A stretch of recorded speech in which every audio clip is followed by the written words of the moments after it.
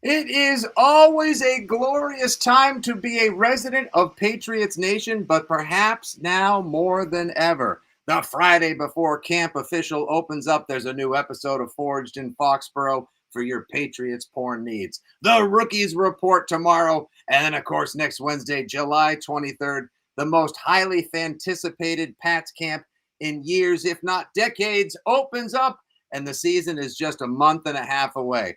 We're here to clean up every last little bit of news, notes, nuggets, and more. It's Fitzy, it's Lyons, and it's you on the latest episode of Six Rings and Football Things.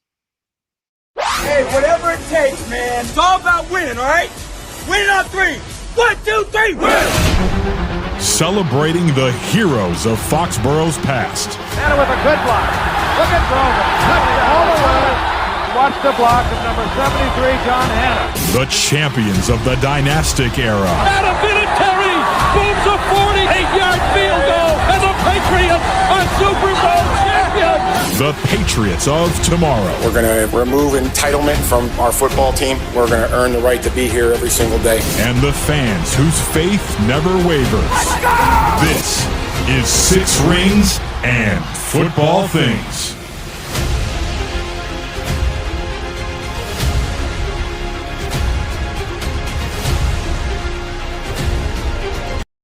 Is the quarterback up in New England, Mr. Drake May. Sophomore season for Drake May. There's going to be good and there's going to be bad, and then we're going to come together and we're going to tear places. Okay, get your breakdown. Let's go, y'all. Hey, yo, in order to be able to take advantage of football, we got to eliminate that shit ourselves, bro. Center quarterback exchange, missed assignments, mental errors, all that. Don't be no repeat offender, bro. We professionals. Do what you're supposed to do when you're supposed to do it. Perfect practice make perfect, bro. We got to keep chasing that shit. I know it's hard to be perfect, but we arrive at great. Pats on me, pats on 3. 1, 2, 3. Pats. I was always told to whom much is. All right, that right there is a clip from the latest episode of Forged in Foxborough, which premieres today on Patriot socials and beyond. Of course, there was a little bit of a technical difficulty there. Maybe just teasing out that we're going to talk a little Drake May, but how can you not? Because he is the centerpiece, the focal point of everything going on and what's to come in Pats Camp 2025. Hello, everybody. How we doing today? Your old pal, Nick Fitzy Stevens at FitzyGFY, alongside the almighty and powerful real Lyons Den himself, at the real John Lyons, of course, the coach, the wizard, the professor himself, John Lyons, here on the latest Six Rings and Football Things. We are happy to have you across the WEEI and FitzyGFY socials on a beautiful summer Friday morning, as we are just a couple of days away, Johnny, from Pat's training camp. On a 0 to 10, give me your Foxborough feels for how excited you are for camp to open up, because I know you and I will be there next week. Yeah, so for me, Fitzy, right now, I'm like at an 8. I'm getting there to a 10, and I'm much more excited than I was a year ago. We'll put it that way. Like, I'm always excited because, much like you, I'm an obsessed football nerd Pats fan, but it feels a lot better on July 18th, 2025 than it felt on July 18th, 2024, right? So it feels better now. I'm getting excited. I can't wait to be there next week as well. See, that's a great way to open, John, because how we feel heading into this edition of Patriots training camp is so drastically different from how we feel heading into last year's first camp as well. So many unknowns, of course, this year as well, but the unknowns are the way you should approach camp, like who's going to emerge as wide receiver 1, 2, and 3. Can Travion overtake Ramondre for RB1?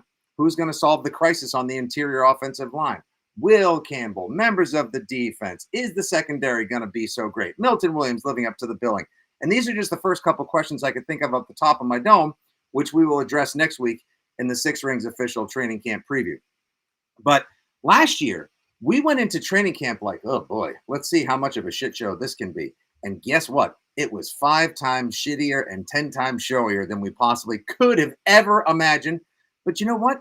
That's what happens when you slap a coach who's not even close to ready at the top of the helm of the USS Enterprise, fill the bridge and the deck with people that have never actually flown a spaceship or coached and coordinated before.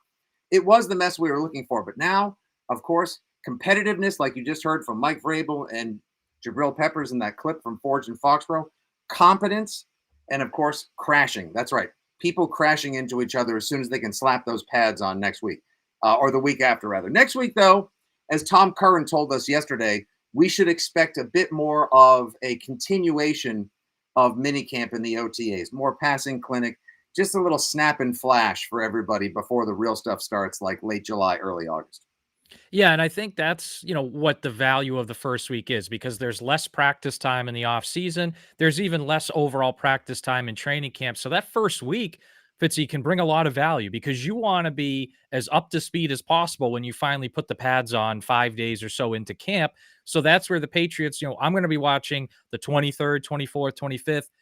Do they look like they're picking up where they left off in minicamp? Or does it look like they're kind of starting over? Because it felt like last year in training camp, they were kind of starting from scratch after minicamp. And you really want that first week of training camp as much as possible to be a continuation. So that's a big thing. And I'm hoping that Josh McDaniels being here, a guy who's done it a bunch, Mike Vrabel, a guy who's been a head coach before. Now you have a bunch of players that, at least in your core, that have been here. I know the Patriots have a lot of new faces, but your core guys of May, of Gonzalez, you can put Barmore in there as well. Those are guys that have been here before, been around the block, and even a lot of the new faces you brought in, whether it's Spillane, Davis, whatnot, they are veteran guys, so they kind of know what's going on. So that's really what I'm watching for next week. Can we look at it as a continuation and as the next step coming off minicamp? Will it feel like a continuation? Will it feel like they're picking up where they left off as momentum was being built with people like Milton Williams and Christian Gonzalez and Steph Diggs flashing for all the right reasons as opposed to the party boat wrong reasons or the 4 interception and 8 pass attempt reasons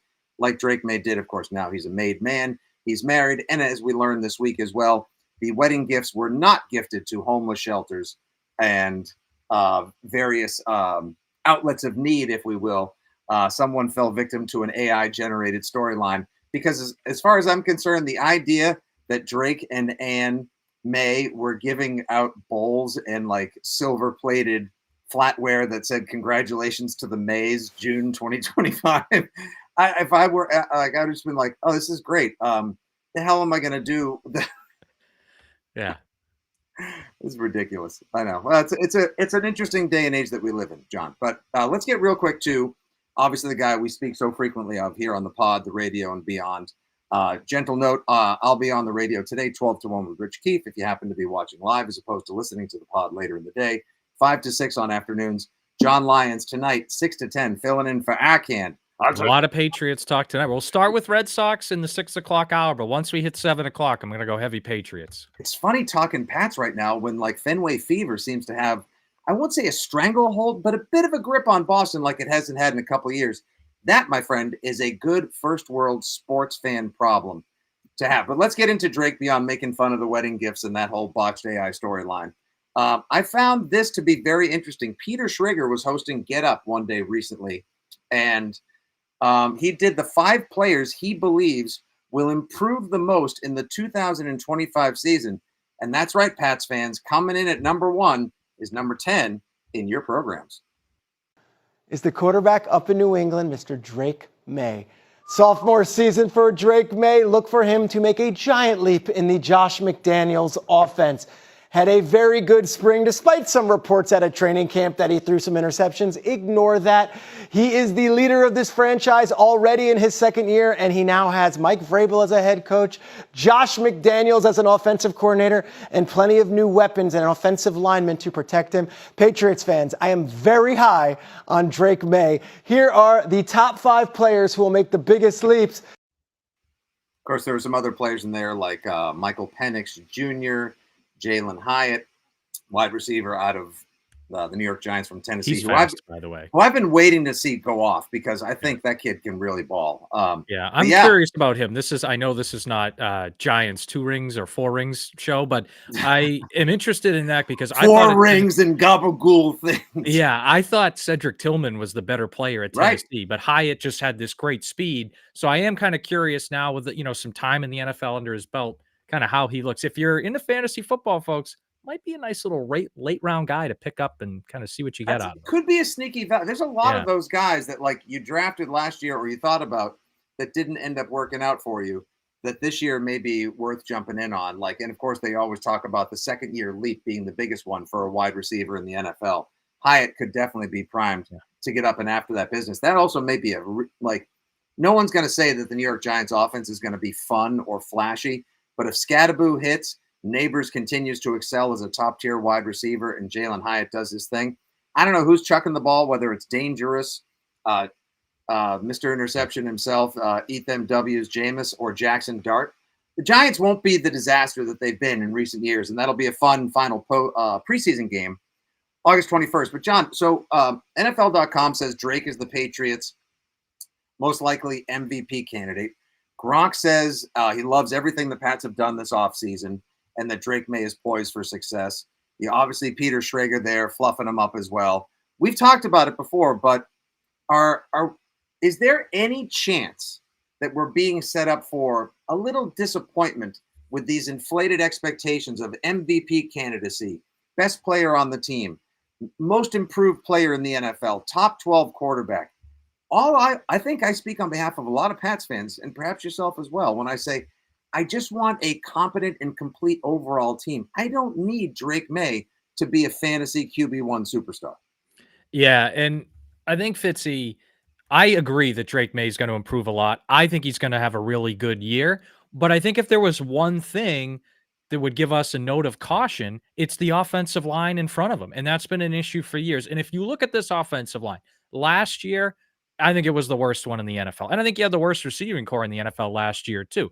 But last year was the worst one in the NFL. I do believe their offensive line will be better this year. I think Morgan Moses will be an upgrade. I personally think Will Campbell's going to be pretty good at left tackle. He'll have some ups and downs, but I think he'll be pretty good.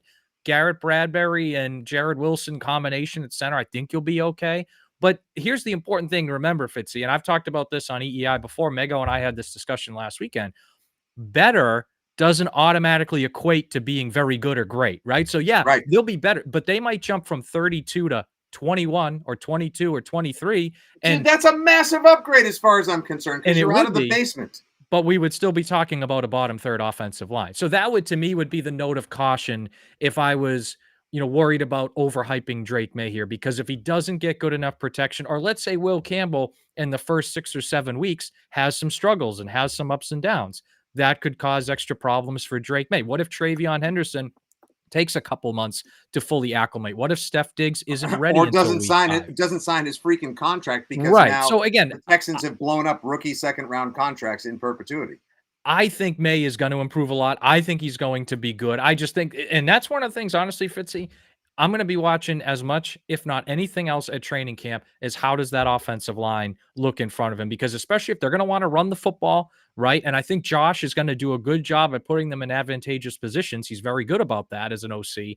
But how does that O-line look? I think that's the one thing that if you want to have a note of caution on May is to look at. And also May himself, he has to cut down the turnovers. I know we've talked about that, but that's going to be a big focus as well.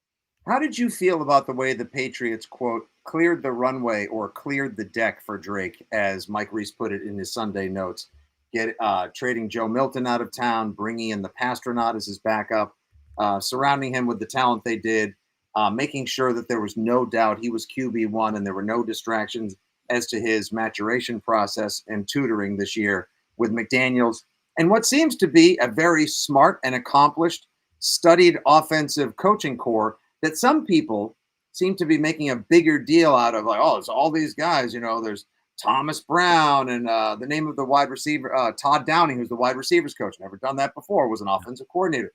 Could there be too many cooks that could spoil the offensive broth? That doesn't worry me. I just wonder if he couldn't have used a little healthy competition. I actually don't mind that they traded Joe Milton. Like, to me, Joe Milton was never going to be a starting quarterback with the Patriots unless May had some serious injury. Like, that wasn't going to happen. And I like Milton. I think he got better as the year went along. I just think maybe he was unrealistic about where he fit on the team. Like, yeah, okay, you beat Buffalo in that final week. That's great. You looked a little bit better on touch passes in that game, but he's still got a long way to go. And let's be clear about something. He's not going to go down to Dallas and start over Dak, right? Like, that's not going to happen. So I don't mind it. And I think really what they've done around Drake May is largely what you should do with a second-year quarterback. I mean, we just saw the Patriots screw up a second-year quarterback in Mac Jones with Matt Patricia and Joe Judge running the offense and letting Jacoby Myers leave as well. Like, we just saw that. And I think what they've done is they've brought in a guy who, in my opinion, an elite offensive coordinator, one of the best in the league, a really good, I think, head coach. And yeah, they're not a great offense, but they are going to be better on the offensive line, as I said before. Their receiving core will be better. I think their running back room will be better. So they're going to be better. I mean, this is what you should do with a second-year quarterback. You should put as many pieces around them as possible. You should want a good defense helping to set up a second-year quarterback. Like, I don't know why that's a problem. Like, I mean, what do you want him to carry the load all on his own? Like, no, like what they've done this offseason, and they could even still stand to do more. I mean, Terry McLaurin's hanging out there, right? What they've done this offseason, frankly, is what you should do with a second-year quarterback. And the Milton thing, again, to me, that's not that big a deal. It's a bit more of a non-story for me as well. And I agree. If you all of a sudden just go all in, like every superstar receiver under the sun, maxing out your cap for years to come, and then say, okay, kid, just go, chuck and duck, rip it and rip it. Let's go get 40 touchdown passes out of you and make it to the AFC Championship or bust. I'm not saying that we shouldn't have elevated expectations for Drake May, but I think the way that they went around rebuilding the roster, 43 of 90 players brand new to the Patriots. So basically it's a total gut reno. Half the team is new right now auditioning for jobs on the 2025 Pats with the Vrabros and company. I like the fact that they poured effort, money, and time into the offensive line and draft capital. And I really think giving him a sound run game and, more importantly, an aggressive, fundamentally strong defense, which we'll get to in just a second, is the right way to try to just like calm the nerves of and ease the surroundings of your quarterback as he really settles into being a starter in the NFL, fulfilling his potential, and, as we've discussed many times, John, learning that new offense. Pats fans, are you comfortable with the way the Patriots went around developing things for Drake May in his second year, first year as a confirmed full-time starter in Foxborough? Let us know. He's at The Real John Lyons. Your old pal at Fitzy GFY here. And this, of course, is at Six Rings Pod. Stay tuned for the second half now. We're going to talk some D. And, of course, the guy that I think could be a DPOY, Mr. Christian Gonzalez. I think it's proper that we have elevated our expectations and put a lot of hype around cornerback number one. All right, so Christian Gonzalez is getting some love and some run these days, John. These are a couple numbers I shared recently on the radio that I want to run by you again. 76 was his overall PFF grade in 2024. He was the 20th ranked cornerback according to Poof last season. But of course, no solid cornerback play really, or consistent cornerback play across from him. Bad defense overall, yet still he was able to shut down the majority of the receivers. Second team All-Pro as well. And second team All-Pro. 84 was where he came in on the NFL Top 100. 90, which is amazing. He'll be the highest rated Patriot on the NFL Top 100. That number is only going to go up. 90 was his rating on Madden. And another number I want to float by you is 35. $35 million per season is what I can see Christian Gonzalez potentially costing if, now that Sauce Gardner got 4 for 120 and is the highest paid corner in the NFL. Don't be thinking that Gonzo is going to take some sort of hometown discount just to keep things rolling with the Pats next year if he crushes it like I think he's going to this year, John. I think if he balls out, becomes a top 5 corner, maybe the best corner because he's got a really good one opposite him in a vastly improved secondary on a vastly improved defense, or so we believe, how is he not poised to have a smash of a season and be up there as an All-Pro and a potential DPOY candidate? That's going to cost you. I think they may want to consider signing him to an extension if he plays to that potential halfway through the season. Yeah, I think with Gonzalez, you just want to see him play one more full season, right? Because his rookie year, he looked fantastic, but he got hurt in the 4th game. Last year, plays the whole year and second team All-Pro. He was great. I think you just want to see him play another season. And I think if he plays another season at the level he played last year, or ideally a little bit better, he's worth that money. I mean, having a legit shutdown corner is massively valuable in the NFL. And it's always been valuable, right? You can go back to the Patriots' first Super Bowl win with Ty Law and Otis Smith and how valuable those guys were. But now with the way the rules are and the league set up for success, I think it's almost a no-brainer to pay Gonzo 30 to 35 million a year. As long as he has one more season like he had last year, to me, that's a no-brainer. I think the Patriots have the potential, and we've talked a lot the last couple of years about how bad their roster has been. They have potential to have the best cornerback tandem in the NFL. I mean, if Gonzalez is an All-Pro level player, I'm high on Carlton Davis. I know some people don't like him, but I'm really high on Carlton Davis and his coverage skills, especially what he did in Detroit.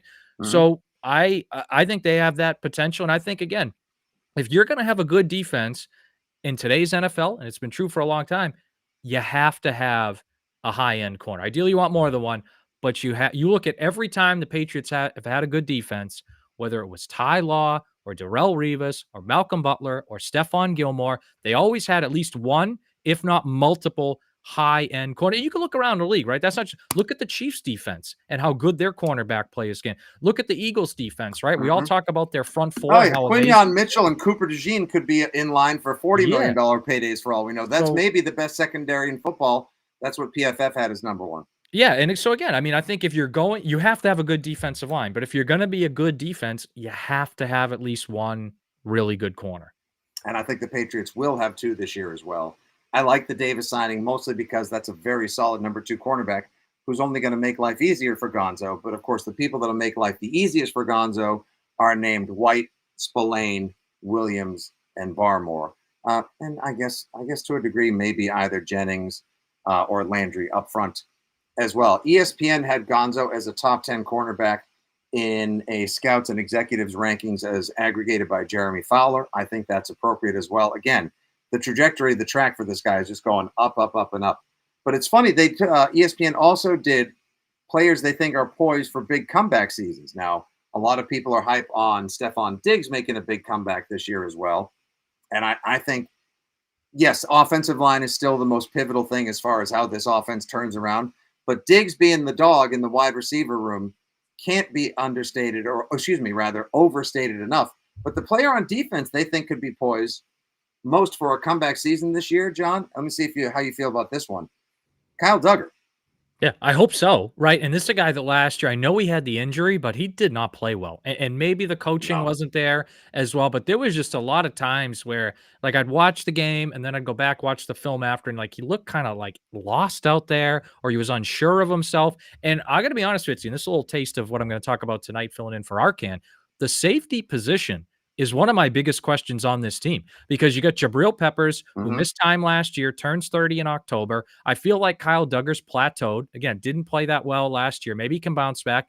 Jalen Hawkins played 3/4 of his snaps at free safety last year, but I don't think that's a guy that, I mean, he played 613 snaps last year, but I don't know if that's a It's a guy lot that of you snaps want out for there a to guy line. that is that seems like a fill-in pickup. And Del Pettis is right, still in the mix. and Marte Mapu, probably the only guy on defense that I thought actually got better as the year went on last year, but he still had that mistake in Buffalo where he took that interception out of the end zone and got down at the one. And I know that might sound like a one-time thing, but, like, I want to see more consistency out of him. And then they draft Craig Woodson in the 4th round, guy who played free safety, I played think box he's as safety, old as played you. slot. Yeah, just about, right? So I think Craig Woodson's a guy.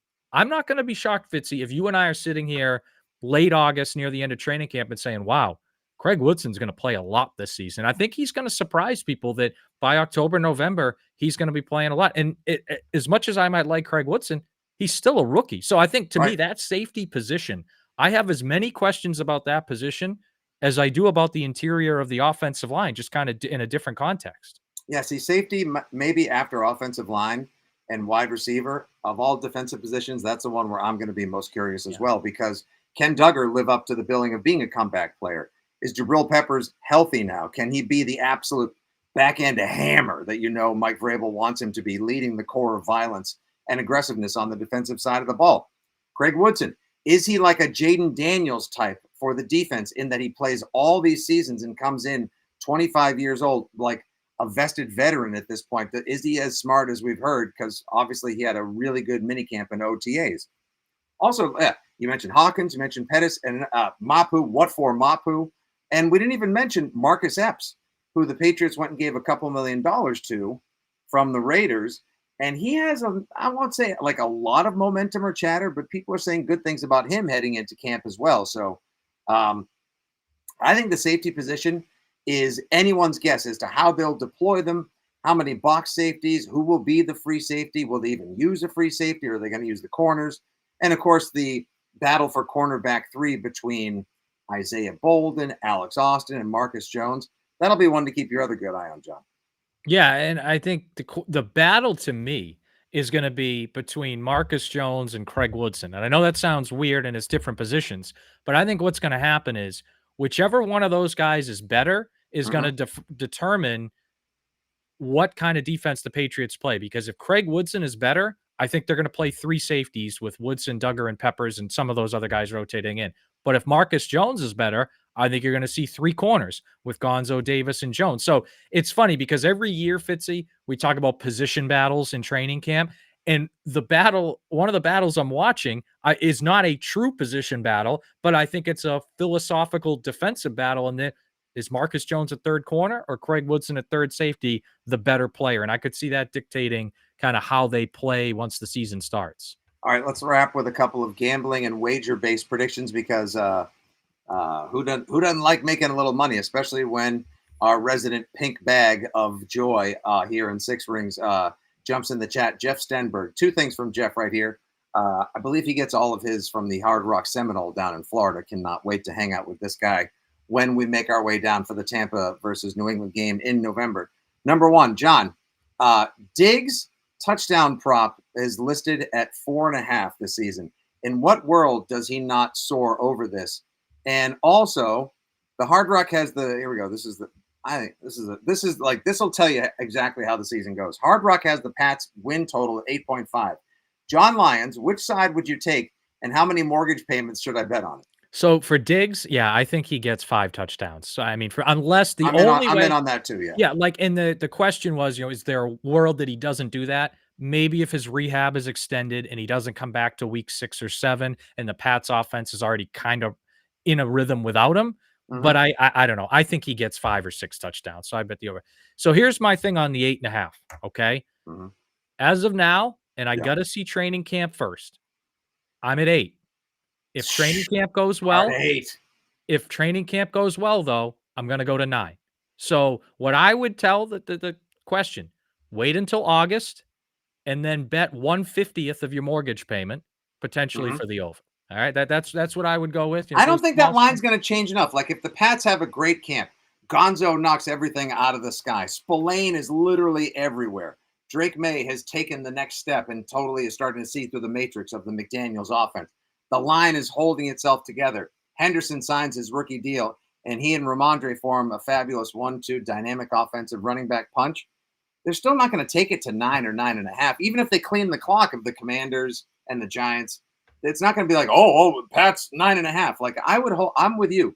Hold off. But if things trend in the right direction through camp, Johnny Lyons, that's maybe when I hammer the over. Yeah, because I mean, we are talking about a team that's won a total of 8 games in the last 2 years. So I don't see the line changing that much. So again, a lot of it depends on how does the offensive line look in camp, how does safety look in camp, and obviously how does Drake May look in camp. That's going to be really that's going to kind of tell you whether to hit the over or the under. And for anyone else looking to, shall we say, enhance their interest as well, Drake May's passing touchdown over at most books right now is 19.5. Yeah, I'd smash the over. Yeah, honestly, if he goes under that, there's a problem.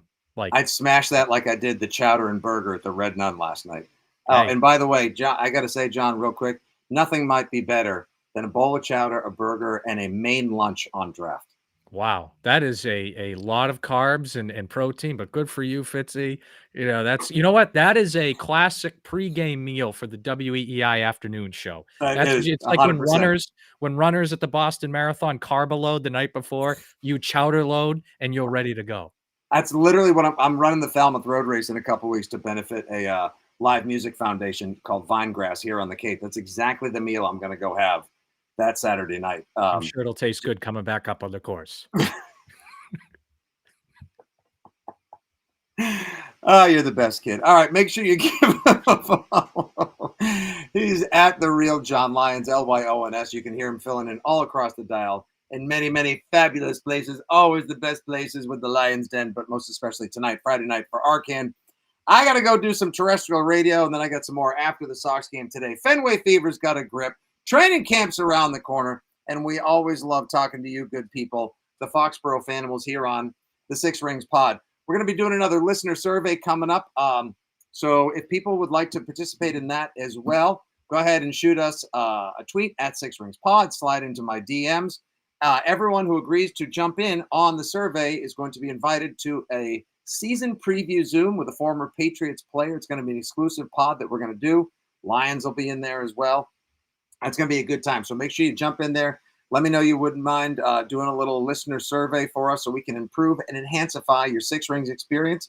And then next thing you know, it's going to be September 7th, LFG. For Lyons, for everyone at 2400 Sports, WEEI, Odyssey, and beyond, this is your old pal, Nick Fitzy Stevens, saying thanks for listening, everybody. Take care. Good day. God bless. And as always, go Pats.